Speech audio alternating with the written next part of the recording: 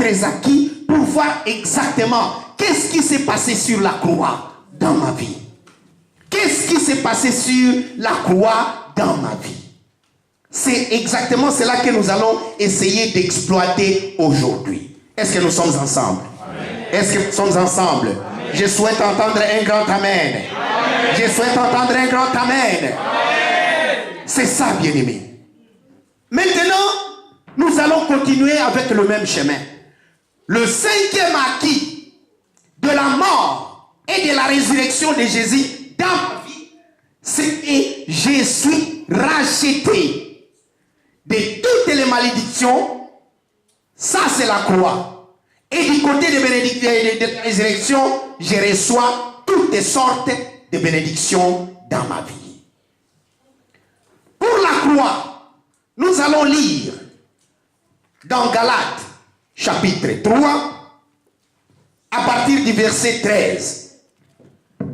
Christ nous a rachetés de la malédiction de la loi, étant devenu malédiction pour nous, car il est écrit, maudit est quiconque est pendu au bois, afin que la bénédiction d'Abraham eût pour les païens son accomplissement en Jésus-Christ, et que nous ressuscitions par la foi l'Esprit qui avait été promis. Parole de l'Éternel. Amen. Bien-aimé, ça c'est très important. La malédiction de la loi a été clouée sur la croix. La malédiction de la loi a été clouée sur la croix. Hier, je vous ai dit, quiconque est né et venu sur cette terre d'une union illicite, Deutéronome chapitre 23, ne pouvait pas faire partie de l'assemblée de Dieu. C'est une malédiction. Exclue de l'assemblée pour toujours.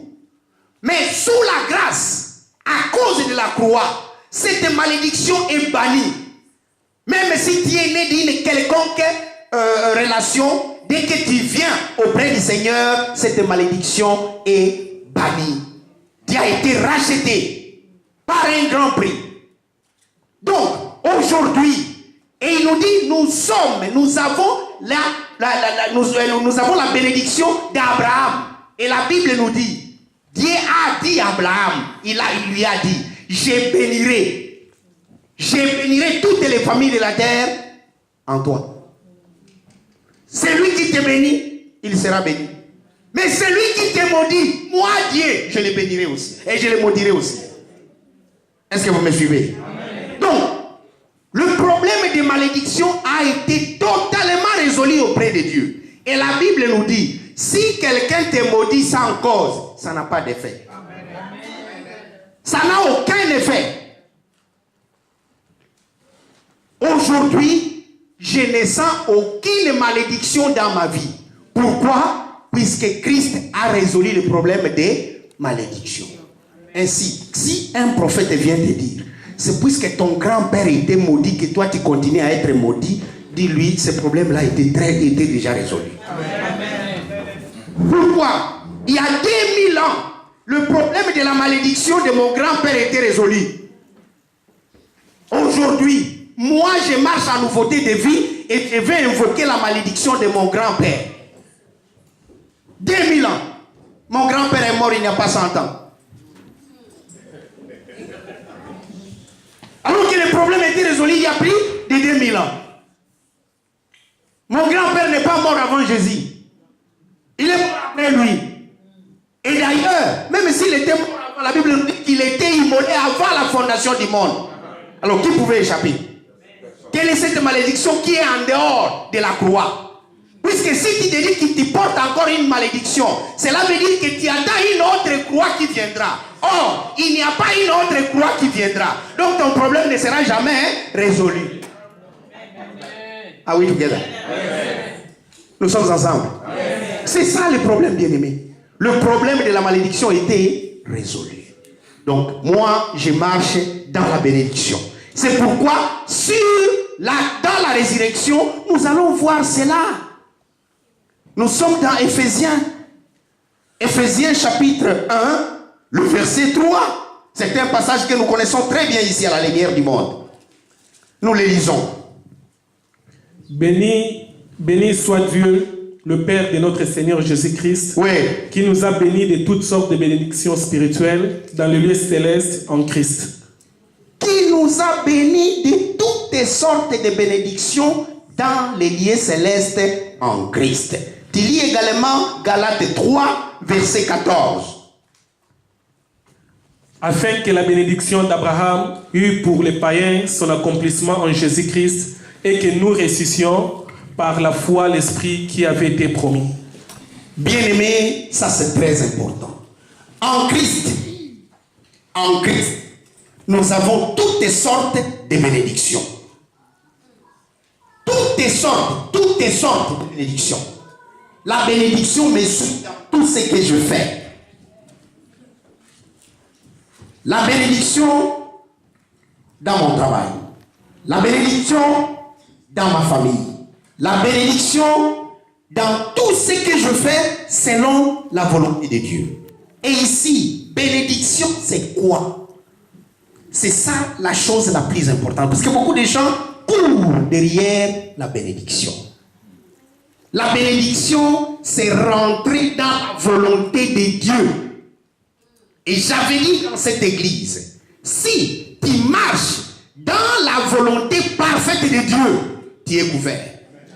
Mais si tu marches dans la volonté permissive de Dieu, tu n'es pas couvert. Pourquoi? Nous cherchons certaines bénédictions forcées auprès de Dieu. Et je vous avais donné, ou je souhaite encore vous donner aujourd'hui, l'exemple d'Israël. Israël a demandé une royauté. Nous voulons un roi, Samuel. Nous avons vu les rois dans toutes les autres nations qui nous environnent. Nous également, nous voulons un roi. Le prophète pleure. Mais il lui dit, pourquoi tu pleures? Ce n'est pas toi qui le rejette, c'est moi qui le rejette. Le prophète va leur dire, regardez ce que le roi fera sur vous. Il va vous enrôler dans l'armée. Il prendra vos biens. Il fera ceci. Vous allez payer les impôts. Vous allez faire... Nous voulons tout cela. Dieu a dit, ok, je vais leur donner un roi. Alors, regardez, quelle est la royauté qui a réussi en Israël? Aucune royauté n'a réussi selon la volonté de Dieu. Aucune. Même David n'a pas réussi. Aucune. Voilà pourquoi il devait envoyer un roi parfait. Quelqu'un me dit amen. Amen. Voilà pourquoi il a envoyé un roi parfait. Qui ne pourra pas pécher, qui ne pourra pas être détrôné. Puisque même David et son fils Absalom l'a menacé. Il avait peur de son propre enfant. Regardez ce qu'il y a. Mais ce roi qui est venu accomplir la volonté de Dieu, celui-là ne sera jamais détrôné. Donc la bénédiction, la vraie bénédiction, et c'est pourquoi la Bible nous dit, ce que Dieu donne ne s'accompagne d'aucun chagrin. Quand la bénédiction commence à te porter des chagrins, pose-toi la question. C'est un problème. Est-ce que c'est la volonté de Dieu que j'ai? Puisque ça commence à me poser des problèmes. Donc, bien-aimé, dans ma vie, et si j'étais à ta place, avec une telle révélation, je commence à bénir Dieu. Il y a une pluie de bénédiction dans ma vie. Dans tout ce que je touche, il y a une pluie de bénédiction dans ma vie. Mon travail est béni. Ma maison est bénie. Ma semence est bénie. Partout je tourne, je ne vois que la bénédiction de Dieu. Partout je regarde, je ne vois que la main de Dieu. Amen. Amen. Donc ça, c'est le 5e acquis de la croix. Bien-aimé, tu n'as pas besoin de quelqu'un pour comprendre cela. Si tu as écouté cette parole aujourd'hui, applique cela. C'est ce que je vous ai dit sur la révélation. Une révélation est toujours acceptée. Une révélation est vécue. Vous commencez à vivre la révélation. Et vous marchez maintenant dans cette révélation et vous la manifestez auprès des gens. Je vais donner l'exemple de Paul, bien-aimé. Entre nous, Paul s'élève. Il déclare devant tous les apôtres qui ont marché avec Jésus. J'ai été crucifié avec Jésus.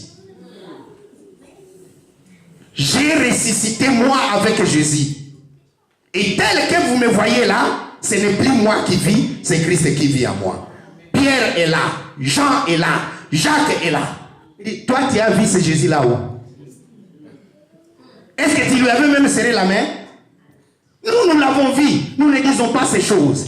Il dit, si vous l'avez connu cher, nous ne les connaissons plus comme ça. Quelqu'un me dit amen. Ce n'est pas comme ça que nous les connaissons. Nous les connaissons en esprit. Et il leur pose la question, n'ai-je pas vu le Seigneur? Alléluia. Oui, si vous l'avez vu, moi également je l'ai vu. Et il m'a parlé. Il continue à me parler. C'est cela, bien-aimé. Il a reçu la révélation et il a marché dans cette révélation. Voilà pourquoi personne ne pouvait lui lancer un défi là-dessus. C'est pourquoi aujourd'hui, bien-aimé, si tu comprends que la résurrection de Jésus te donne toutes sortes de bénédictions, marche dans cela. N'attends pas qu'on te chante chaque jour. C'est un acquis que tu as dans ta vie. Alléluia. Alléluia. Nous passons au 6e groupe d'acquis par la croix et la résurrection. Le 6e groupe du côté de la croix, nous avons, il a pris la pauvreté et il a donné la richesse. Et du côté de la résurrection, je suis héritier de Dieu. La croix, 2 Corinthiens 8. 2 Corinthiens 8, verset 9. Car vous connaissez la grâce de notre Seigneur Jésus-Christ, qui pour vous s'est fait pauvre, des riches qu'il était, afin que par sa pauvreté, vous fussiez enrichis. Tu peux reprendre ce passage, il est très profond. Car vous connaissez la grâce de notre Seigneur Jésus-Christ, qui pour vous s'est fait pauvre, des riches qu'il était, afin que par sa pauvreté, vous fussiez enrichis. Donc, bien-aimé, il a pris notre pauvreté et il nous a donné sa richesse. Comment aujourd'hui, les gens, même dans l'église, ils se disent, oh pauvre de moi, oh moi pauvre pécheur. Non seulement que tu es pécheur encore, mais tu t'estimes être pauvre et dans l'église du Seigneur. Comment tu peux vivre comme ça? Donc, la pauvreté, Jésus a résolu le problème de la pauvreté. Pourquoi? Dans sa propre vie, roi, couronné de gloire, il a accepté les conditions de l'homme dans sa vie. Mais avec la croix, il a pris cette condition et l'a cloué afin que le change s'efface. Voilà pourquoi la Bible nous dit que les pauvres disent « Je suis riche ». Chaque jour que tu te réveilles, en Christ je suis riche. Jamais ne confesse la pauvreté dans ta vie.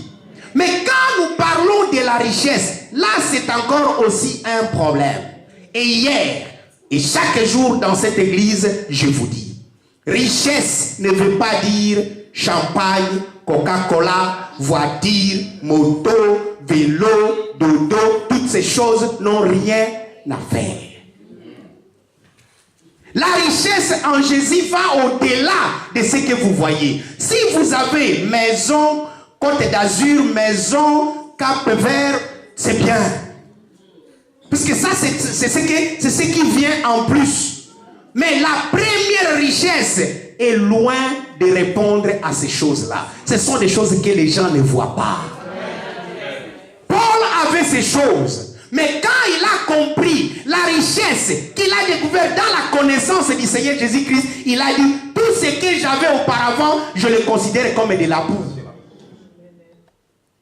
Ainsi, la richesse dont il est question, c'est au-delà, bien-aimé. Au-delà. Au-delà. Et là, vous voyez, vous allez voir que dans la vie abondante, nous ne parlerons jamais des choses matérielles. Et moi, votre serviteur, jamais je parlerai des choses matérielles dans ma vie. Mais je parlerai de la richesse de Dieu. Je vous dis que je dors toujours comme un bébé. Ça, c'est une grande richesse. Ça, je confesse, c'est une joie pour moi. Dès que je mets ma tête, je suis parti. Je me réveille seulement pour prier. Beaucoup de gens achètent le sommeil. Ils vont à la pharmacie, ils posent la question au pharmacien.